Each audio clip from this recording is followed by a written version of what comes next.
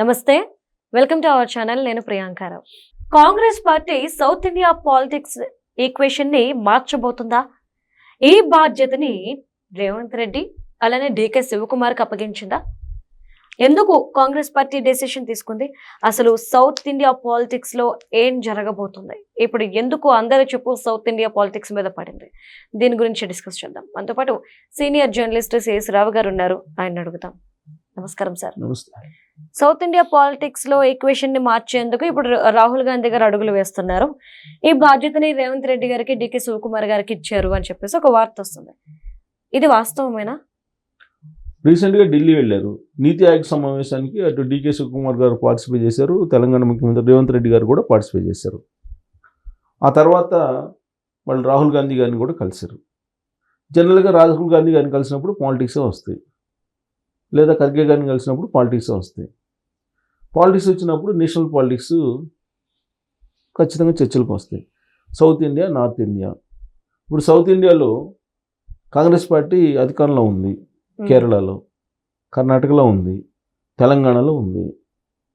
ఇంకా లేనిది ఎక్కడ? ఆంధ్రప్రదేశ్లో, అలాగే తమిళనాడులో కూడా అధికారంలో ఉన్నట్టే, భాగస్వామి పార్టీ కాబట్టి టీవీకే. పూర్తిగా లేనిది ఆంధ్రప్రదేశ్లోనే.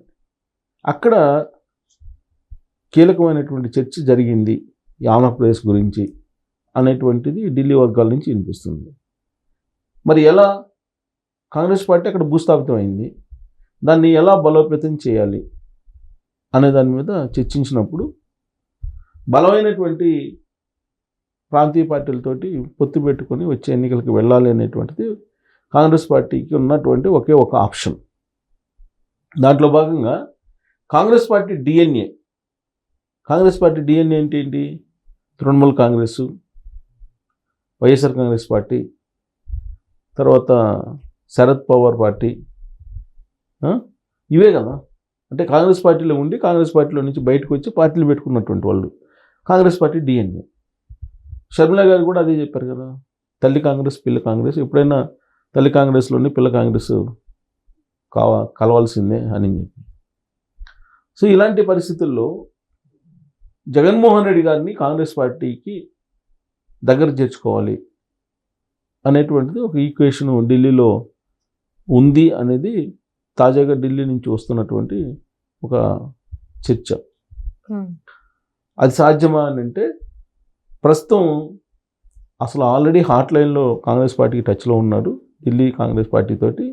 దానికి కారణం ఏంటంటే, బీజేపీ అధిష్టానం పూర్తిగా డోర్స్ క్లోజ్ చేసింది, ఆయనతోటి మాట్లాడట్లేదు, అపాయింట్మెంట్ కూడా ఇవ్వట్లేదు. సో దట్ ఆల్టర్నేటివ్ ఢిల్లీ రాజకీయాలు అయితే కావాలి, ఢిల్లీ అండ కావాలి అనేటువంటి ఒపీనియన్ తోటి వైఎస్ఆర్ కాంగ్రెస్ పార్టీ ఉన్నట్టు కాంగ్రెస్ పార్టీ తోటి ఒక రకమైనటువంటి చర్చలు నడిచాయి అని కూడా చెబుతున్నారు. ఎలా నడిచాయి అని అంటే, డికే శివకుమార్ గారు ద్వారా నడిచాయి అనేది వినిపిస్తుంది. సరే, అది నమ్మదగ్గదా అని అంటే, మనం ఏదన్నా వాళ్ళు సీక్రెట్గా కలిసినప్పుడు, అలాగో బెంగళూరులో ఉంటున్నారు, సీక్రెట్గా కలిసినప్పుడు మనమే ఐడెంటిఫై చేయలేం వాళ్ళకై వాళ్ళు చెప్తే తప్ప. అది సాధ్యమా? అసలు కలిసే అవకాశం ఉందనంటే, డికే శివకుమారు వైఎస్ఆర్ కాంగ్రెస్ పార్టీకి బాగా క్లోజు, వైఎస్ ఫ్యామిలీకి బాగా క్లోజు, అలాగే జగన్మోహన్ రెడ్డి గారికి బాగా క్లోజు. వైఎస్ అధికారంలో ఉన్నప్పుడు ఉమ్మడి ఆంధ్రప్రదేశ్కి వీళ్ళు కొన్ని వ్యాపారాలు కూడా కలిసి చేశారు అనేది కూడా వాళ్ళ గురించి బాగా తెలిసినటువంటి వాళ్ళు చెప్తూ ఉంటారు. సో కాబట్టి డికే శివకుమార్ గారు రాజకీయాల్లో ఆరితేరినటువంటి లీడర్, ట్రబుల్ షూటర్ అని కూడా పేరుంది ఆయనకి, డికే శివకుమార్ గారికి. అలాగే రేవంత్ రెడ్డి గారికి కూడా సేమ్ అదే పేరు ఉంది. ఎందుకంటే కాంగ్రెస్ పార్టీ అధికారంలో రావడానికి తెలంగాణలో కారణం ఎవరని అంటే రేవంత్ రెడ్డి గారు అని చెప్తారు. అఫ్కోర్స్ కాంగ్రెస్ పార్టీ బలమైన పార్టీ, కాంగ్రెస్ పార్టీ క్యాడర్ ఉంది, కాంగ్రెస్ పార్టీకి లీడర్ ఉన్నారు, సీనియర్స్ ఉన్నారు. అయినప్పటికీ అడిషనల్గా రేవంత్ రెడ్డి గారు ఉండబట్టే అధికారంలోకి వచ్చింది అనేది సర్వత్రా ఎవరైనా సరే అంగీకరించాల్సినటువంటి అంశం, సర్వత్రా తెలిసినటువంటి అంశం. కాంగ్రెస్ పార్టీ అధిష్టానం కూడా అదే భావించి ఆయనకు ముఖ్యమంత్రి పదవి ఇచ్చింది. ఇప్పుడు డికే శివకుమార్ గారు మొదటి నుంచి కాంగ్రెస్ పార్టీలో ఉన్నారు. బీజేపీ ఎన్ని ఇబ్బందులు పెట్టినా ఏం చేసినా కాంగ్రెస్ పార్టీతో కలిసి నడిచారు. ఆయన ట్రబుల్ షూటరు. ఎప్పుడు కాంగ్రెస్ పార్టీ బలహీనంగా ఉన్న కర్ణాటకలో ఆయనే కర్ణాటకలో కాంగ్రెస్ పార్టీని బలోపేతం చేస్తూ వచ్చారు. అయితే ఇప్పుడు ఈ 2 రాష్ట్రాల్లో మళ్ళీ కాంగ్రెస్ పార్టీ అధికారంలోకి వస్తుంది అనేటువంటి ధీమాతోటి కాంగ్రెస్ పార్టీ ఉంది. మరి ఇప్పుడు ఎక్కడ రావాలి అధికారంలోకి? ఆంధ్రప్రదేశ్లో రావాలి. సౌత్లో సాధారణంగా కాంగ్రెస్ పార్టీ బలంగా ఉండేది. ఒకప్పుడు బలమైన ప్రాంతీయ పార్టీలతో పొత్తన్న పెట్టుకొని లేదంటే ఏ రూపంలో ఉన్నా కానీ ఒక బలమైనటువంటి పార్టీగా ఉండేది ఉమ్మడి ఆంధ్రప్రదేశ్ ఉన్నప్పుడు. కాంగ్రెస్ పార్టీ ఆంధ్రప్రదేశ్లో బలంగా ఉండేది. అలాంటి కాంగ్రెస్ పార్టీ రాష్ట్రాన్ని విడగొట్టిన తర్వాత అక్కడ ఆంధ్రప్రదేశ్లో లేకుండా పోయింది. ఇప్పుడు మళ్ళీ దాన్ని బలోపేతం చేయాలి, పూర్వవైపుని తీసుకురావాలని అంటే అది సాధ్యమా? అంత ఈజీనా? అక్కడ ఉండేటువంటి ఓటర్లు కాంగ్రెస్ పార్టీ అంటేనే ఇవాళకి కూడా మండిపడుతున్నారు. కారణం ఏంటి? అడ్డగోలుగా రాష్ట్రాన్ని విభజించారు సోనియా గాంధీ గారు అనేది మామూలు వాళ్ళని అడిగినా కూడా చెప్తారు. సో కాబట్టి ఏం చేయాలి? కాంగ్రెస్ పార్టీ, వైఎస్ఆర్ కాంగ్రెస్ పార్టీ కలిసి పోటీ చేయాలి. లేదంటే వైఎస్ఆర్ కాంగ్రెస్ పార్టీని విలీనం చేసుకోవాలి. వీటిలో ఏదో ఒకటి జరగాలి. విలీనం అయితే జరగదు. ఎందుకనంటే బలమైనటువంటి పార్టీ కాబట్టి వైఎస్ఆర్ కాంగ్రెస్ పార్టీ దానికి దాదాపు 38% వరకు ఓట్ పర్సెంటేజ్ ఉంది 2024 ఎన్నికల ప్రకారం. దాని ప్రకారం అయితే మెర్జ్ చేయడానికి ఒప్పుకోరు. మెర్జింగ్ ఎప్పుడు అవుతుంది? రేపు రాబోయే రోజుల్లో బలమైనటువంటి శక్తిగా కాంగ్రెస్ పార్టీ ఢిల్లీలో ఎదిగితే అప్పుడు కాంగ్రెస్ పార్టీ వాళ్ళు చక్రం తిప్పుతారు. కానీ ఇప్పుడు ఉన్నటువంటి ఆప్షన్ ఏంటి? కూటమి ఉండేది. ఇండీ కూటమిలో ఇప్పుడు రాహుల్ గాంధీ గారి నాయకత్వాన్ని మమతా బెనర్జీ గారు కొడుతున్నారు. బలమైన లీడర్లు దాదాపు 24 పార్టీలకు సంబంధించినటువంటి వాళ్ళు ఢిల్లీలో సమావేశం అయ్యారు. ఆ సందర్భంగా వాళ్ళందరూ రాహుల్ గాంధీ గారి నాయకత్వాన్ని సమర్థిస్తున్నారు. రాహుల్ గాంధీ గారిని ప్రధానమంత్రిని చేయటం అనేది తమ లక్ష్యము అని చెప్పి రాజశేఖర రెడ్డి గారు బతికున్న రోజుల్లోనే చెప్పారు. ఆ తర్వాత జగన్మోహన్ రెడ్డి గారు కూడా చెప్పారు. దానికి సంబంధించినటువంటి ఆడియోలు కూడా ఉన్నాయి. వైఎస్ఆర్ కాంగ్రెస్ పార్టీ పెట్టకముందు రాహుల్ గాంధీ గారిని ప్రధానమంత్రి చేయటమే తన లక్ష్యము, మా నాన్నగారి కోరిక కూడా అదే అని చెప్పినటువంటి సందర్భాలు ఉన్నాయి. సో కాబట్టి రాహుల్ గాంధీ గారిని ప్రధానమంత్రి చేయాలంటే బయట నుంచన్నా మద్దతు ఇవ్వాలి, లేదా కూటమిలో భాగస్వామన్నా కావాలి, ఏదో ఒకటి కావాలి.